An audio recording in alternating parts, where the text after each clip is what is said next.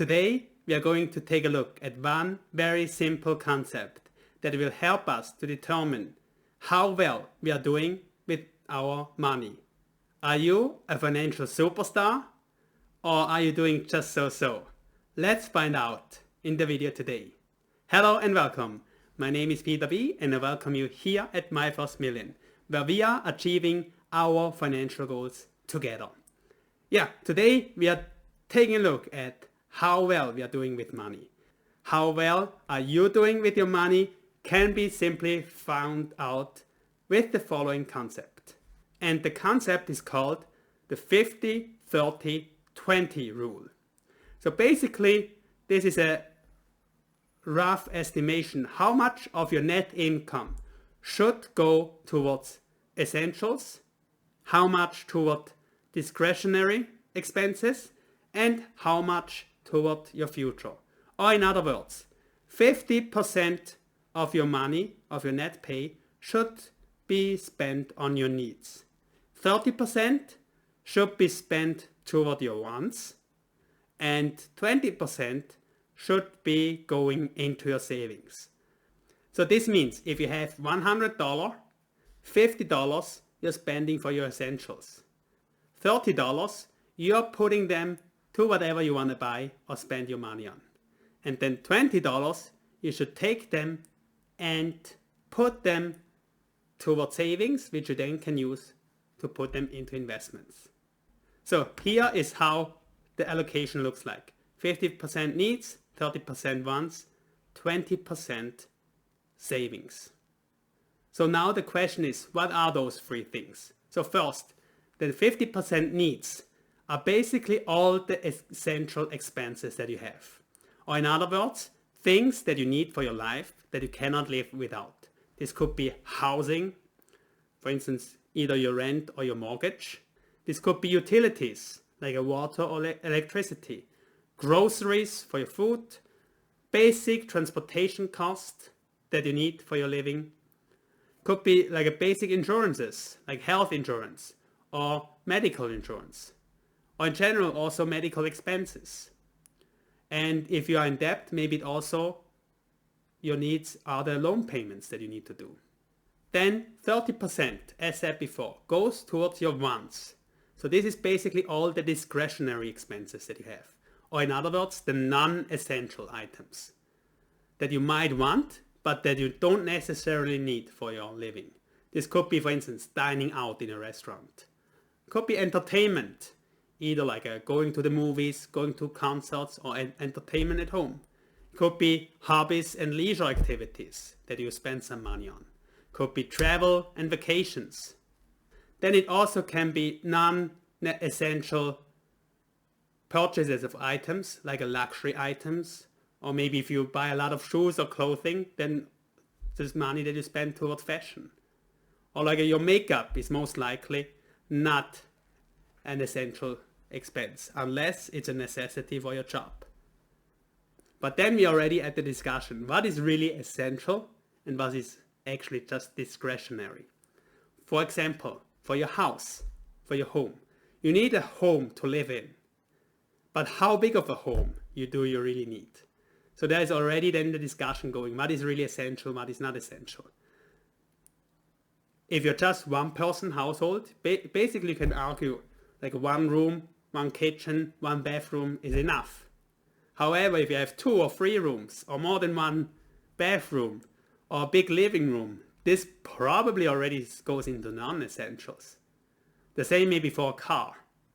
If you just drive a car because you need to go from A to B, maybe the car is an essential because you need to do the commuting.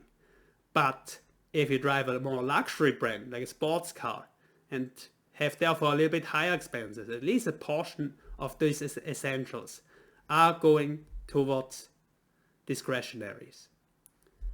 The same you can say for food.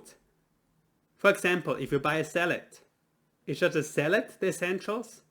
Or if you buy an organic salad, which is costing more, is this still an essential, or the addition that you're paying is then non-essential? So it all depends where you set the bar for yourself. What is going toward essentials and what toward discretionary expenses.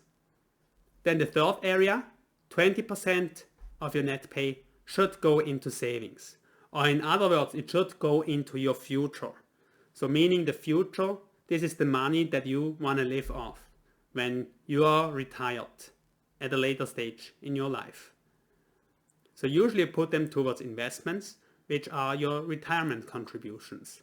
But it also could go into an emergency fund, a small safety account that if you have an emergency, you can draw off.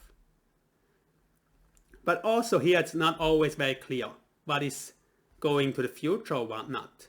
For instance, if you're saving for down payment to buy a house, is this still savings and should go to the 20%? Or this is already expenses that should go either to essentials or non-essentials, depending what kind of house you plan to buy. So we see this one here is more of a rule of thumb than like very fixed, a given fix. But at least it gives us an idea where you are. If you list down all your expenses and try to categorize them into needs, wants, and savings, are you around 50% needs, 30% wants, and 20% savings? Maybe you are doing much better or much worse, especially if your salary is not so high and maybe have a lot of fixed cost to cover. Maybe you have a family that you need to provide for.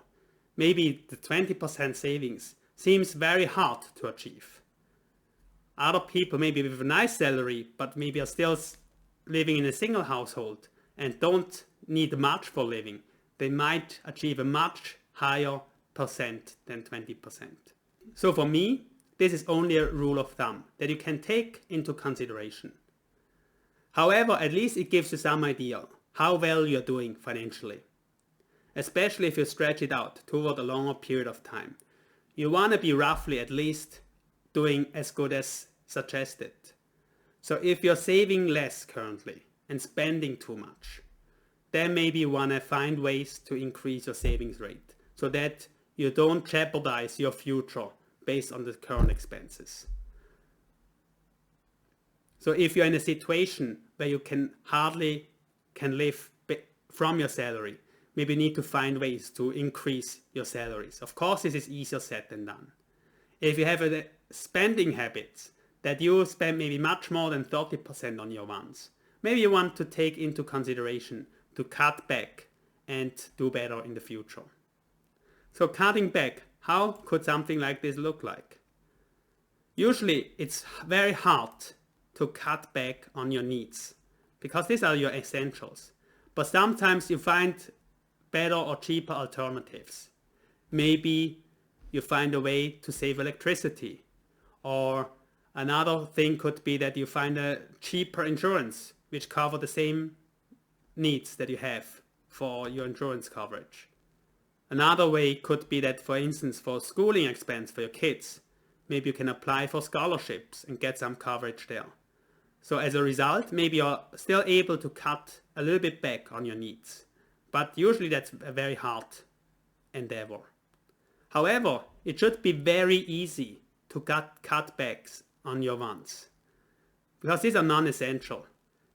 Okay, I agree and I admit, easy is more simplistic than it really is, because it also requires you a change of habits, a change of lifestyle in order to cut back on your wants. But if you are able to achieve something like in this example, you cut back a little bit on your needs, which actually by cutting back your needs by 10% is quite significant, and a little bit on your wants, like a cut back your wants by 1/3, actually it's not too hard, besides the emotional change that comes along with it. You can flip this around. You can save much more than you spend towards your wants. Saving 20% or saving 30% does not sound like a big difference. However, if you put them towards investments over years and decades, this difference is summing up to a very substantial amount and will give you years of earlier retirement, years of freedom later in your life. So therefore, I highly encourage you to cut back on your expenses as much as possible so that your future self can have a more stable, more secure life. What are your thoughts on this concept? Of course, it is very high level, but I personally like to compare myself to this kind of high level concepts to just get a rough feeling how I'm doing in life with my financials.